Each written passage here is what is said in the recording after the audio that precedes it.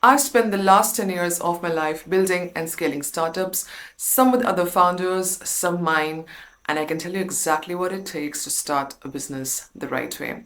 From being one of the very first employees in some startups to building my own profitable business and now to being a brand strategist for some companies, I have been through all the breakthroughs, through wins, through trial and errors, and I can tell you exactly what it takes. This is the ultimate guide for you to how to start a business. You don't have to watch another video. Trust me, this is your ultimate guide. So stick to the end because the end point is one of my favorite points. It is a make or break point. So let's begin. Number one is three core factors which gives birth to any business. Number one would be the gap in the market. Now, this is the most common, wherein all businesses takes birth. Number second, something which is built with passion. Number third, born with purpose. Now, if you are able to understand this is what gives birth to a legacy brand, something which leaves a message behind. A very classic example, if all this, the gap in the market, the passion and the purpose, all these three are checked in your list, you are on the way to build your legacy brand. I'll give you a very classic example of the same Nike. Nike was started by a track runner and his coach. They started the brand with the idea of crafting shoes which could help perform better for athletes specifically initially. That was their vision, that which will push them to perform their best, be their best version. And the materials, the designs, the thought process had a vision. It had a very clear-cut vision behind it. Now, it's taken birth from passion. Of course, they were into sports. That's check. Number second, the gap in the market in terms of they want to build something better. And they're targeting athletes initially, and they want to create something which will help them to perform as best as possible. Number third, the purpose is very simple. They are pushing each one of us. It is a very inclusive purpose. They are pushing each one of us to push our limits, to go to the extra mile, to avoid procrastination. And the message, which means just do it, has a lot of meaning behind it. If you see, it has. So Nike does not say Nike or best performing shoes. That's not their tagline, because that's not their real purpose. The real purpose is to push you beyond your limits, is to make you feel that you also can do it too. And that's how you resonate with the brand. The reason you buy Nike, because you want to feel like that. Best brands in the world, which are legacy brands, make you feel something better than anything else. You want to be a part of it. And that's what Nike has done. Nike has checked on all the three things, which is built with passion, it's filling a gap, and it has a huge, that is why it is a legacy brand. Same goes with Apple. Now, if you build a message behind your brand, people will emotionally resonate with you. And that's where people will never forget you. They will stick with you till the end. You'll be the go-to brand for them. Brand positioning and price point. Brand positioning is the key for you to understand your price point, your target market, what are you going to build, how are you going to build, how are you going to target your marketing strategy. So once you have figured out what you're going to really sell, the second thing is the brand positioning. Whatever you sell in this world, need to have a positioning around it. What is the message you are going to convey? What are you going to tell people about your product? Why will they even buy from you? Is what brand positioning means.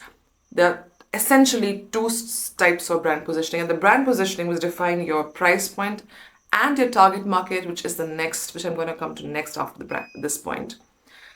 Brand positioning now. For example, we'll take a classic example of Parker Pen.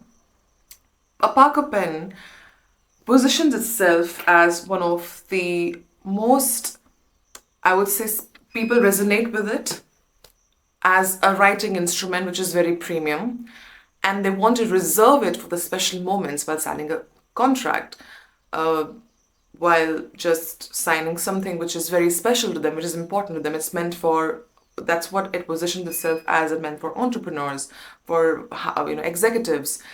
college going student will never buy a Parker pen because that's not their audience. Now, if you compare a Parker pen with a budget-friendly pen, I wanted to understand that where do you stand? Because the brand positioning of both is defining all the other points. Parker pen is a premium brand, a premium positioned pen meant for defined very special moments for some people. A budget-friendly pen is very good, is amazing for regular writing, amazing basic materials, made out of basic plastic, but it's hands-on and it's doing a everyday job. Parker pen, on the other hand, premium materials, premium positioning, packaging and design reflects that premiumness, and that's how the materials are, and that's how the pricing is. So based on all these factors, based on the materials, the packaging, the design, the brand positioning, the price point comes, and then the target market comes.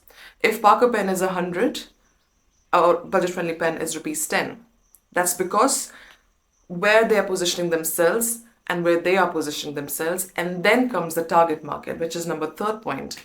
The target market is defined from your brand positioning, from all the the back-end work you have done in terms of the materials, the pricing, your buying price, how you're going to target, how you're going to market it. Now, if you go to someone, for example, you go to a college student and market him a Parker pen, he will not buy. There's a 99% chance he will never buy. If you know your target market, you are going to save a hell lot of time for your business. If you know who you want to target, you are going to save a lot of time for yourself and your business. 3 very easiest ways to figure out after all this exercise you have done. We obviously know your target market, but 3 very simple ways if you break it down. Number 1, of course they need it. Number 2, they have the bandwidth to buy it. And number 3, they resonate with it. If they resonate with your brand, why will entrepreneur buy a Parker pen? Because he resonates with this Parker pen. He wants that. He doesn't want a budget-friendly pen. He doesn't want to hold a budget. He just want to hold a Parker pen and feel that poise and the elegance which Parker pens hold. He wants to feel that in himself. That's why he'll not hold a budget-friendly pen. Same goes with Nike. Same goes with Apple. That's how the businesses are defined. Now, after target market, we will come to action plan. Now, your action plan, I've seen after working 10 years with many startups and my own startup, and now strategizing and consulting a few startups, I can tell you exactly what mistakes people do while setting up the goals. They set up goals for 1 year. There is always a roadmap which is made for 1 year, which is not the right thing to do. Because when you do a 1 year plan, and it goes along with your personal goals as well. If you're setting up goals for the next year, which is like 3 months apart from now, if you're setting 1 year goal, trust me, that's the reason even 1-2 months are passed and you're just giving up on your goals, because you are overwhelmed with that goal, the 1 year goal. You don't know what to do and how to do it. You're divided into maybe a 6-month plan, but you are completely overwhelmed because this is not just getting done, because it requires involvement, especially in business. What you're going to do is you are going to only set up a 3-month plan.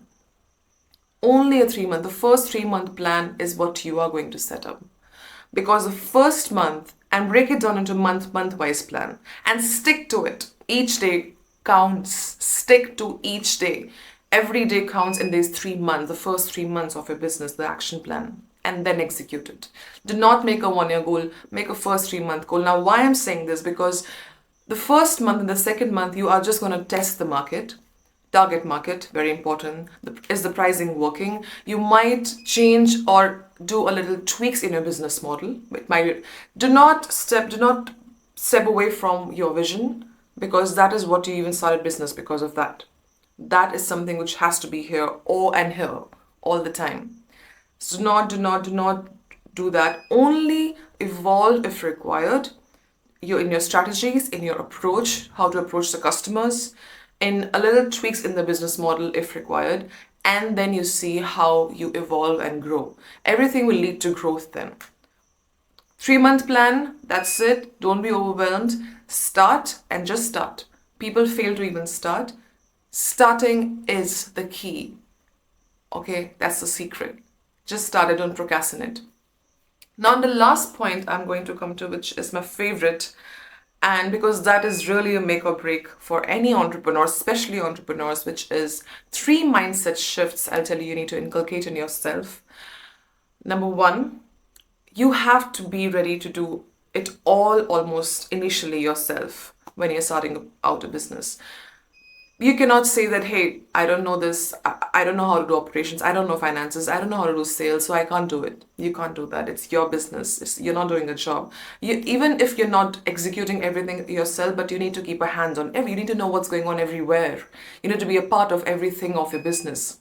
Because you as an entrepreneur holds a responsibility for your business, for each and everything. You cannot escape from that. We have seen people escaping from the responsibility and then saying that, hey, I didn't do it. Then they find people to blame, which you cannot do. You cannot afford to do that. That's why I say, if I've seen people starting businesses, and when you do it, like I started my business, I did all myself and my partner. When you do things yourself initially and you grow it, you know what is working, what is not working, and it's up to you. It's in your hands. It's in your control. And be ready to do all by yourself initially. That is the best way to start it before you hire anybody. Number second is exhausted excellence. It's very simple. Basically, when you reach a threshold and you feel you're burnt out, you feel that, hey, that's it, I can't do it anymore. In reality, that is only 40% of your capacity being used, unless you are physically depleted and you're feeling physically tired and your muscles need recovery. Technically, that is different. Exhausted excellence means when you cross that 40% threshold and you're utilizing 60% potential remaining, you see what you can do. And entrepreneurs naturally, automatically do that because they have to do it. So trust me, if anybody wants to build mental toughness, mental resilience, entrepreneurship, or even sales, I always say this, sales will build the capacity of your manifestation. Sales and entrepreneurship will help you to be extremely mentally resilient. Even if you fail, see, failure, I always say that it's just a divine's way to protect you from somewhere you don't have to be, or it's just protecting you from someone you don't want to be with, you don't have to be with, you don't need to be, which is little harmful for you or whatever. It's always protecting you, divine. So that's what entrepreneurs understand. That, and they, like I said, they naturally have to cross a threshold because they need to work. They need to make sure they're onto it. No matter it's a festival, it's a holiday, it's a Sunday, they are just on it and they need to be on it. That's where they realize the actual potential each one of we have in us. And they realize it because they need to do it. So if you see a 40% threshold, you feel, if your mind tells you, hey, you're tired, your mind is a paranoid bodyguard. It is a disguise. It's protecting you.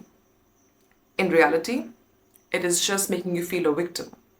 In reality, it's just not protecting you, but making you feel lesser. And where you talk back to it and tell that, hey, I'm not tired, I can do more. And I will do more. The day you control your mind, the day you win your life.